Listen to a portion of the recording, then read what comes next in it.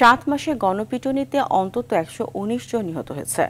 তুচ্ছ ঘটনায় আইন নিজের হাতে তুলে নেয়ার প্রবণতা সমাজে অস্থিরতা বাড়িয়েছে। সমাজবিজ্ঞানীরা এজন্য 5 আগস্ট পরবর্তী নাজুক আইনশৃঙ্খলা আর প্রতিহিংসার রাজনীতিকে দায়ী করেন। পুলিশ কর্মকর্তারা জানান, তারা আগের চেয়ে সংগঠিত, আইন নিজ হাতে তুলে নিলে পরিণতি হবে কঠিন। দীপ্তচন্দ্র পালের রিপোর্ট।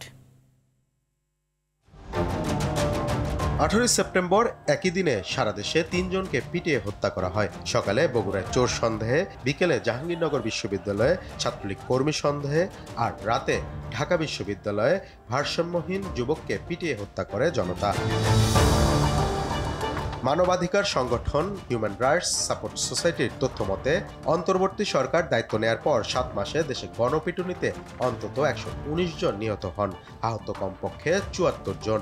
গত জানুয়ারি ও ফেব্রুয়ারি মাসে অন্তত 30টি গণপিটুনির ঘটনা ঘটে, এতে 19 জন নিহত হন, আহত আরো 20 জন। আইন শৃঙ্খলা বাহিনী যখন আইন প্রয়োগের প্রশ্নে শতভাগ বা পরিপূর্ণ যখন সফলতা বলি অথবা দায়িত্বের পরিচয় দিতে পারবে না, তখন মানুষের মধ্যে আইন হাতে তুলে নেওয়ার কিন্তু প্রবণতা বেড়ে যায়। নেতৃবৃন্দকে প্রতিহিংসার রাজনীতি থেকে বের হয়ে আসতে আর সাধারণ মানুষকে আরো ধৈর্যশীল হওয়ার পরামর্শ এই বিশেষজ্ঞের। মানুষের মধ্যে কিন্তু উগ্রতার এবং অরাজকতা এবং নৈরাজ্য সৃষ্টি করার মতো মনস্তাত্ত্বিক পরিচয়গুলো আমরা মব জাস্টিস থেকে অনেক বেশি লক্ষ্য করছি।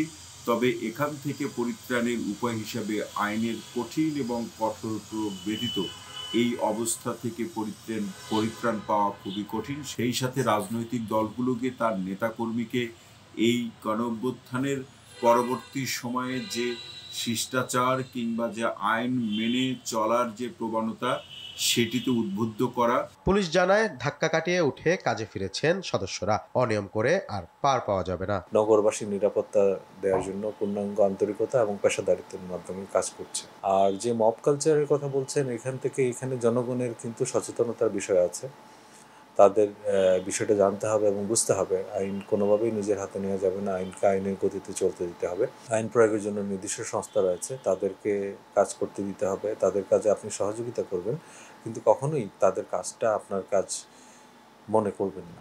তবে সমাজের এই অস্থিরতা কেবল আইন প্রয়োগ করে দূর করা যাবে না, সাধারণ মানুষকেও আরো সচেতন ও সহনশীল হতে হবে। দীপ্তচন্দ্র পাল, RTV, ঢাকা।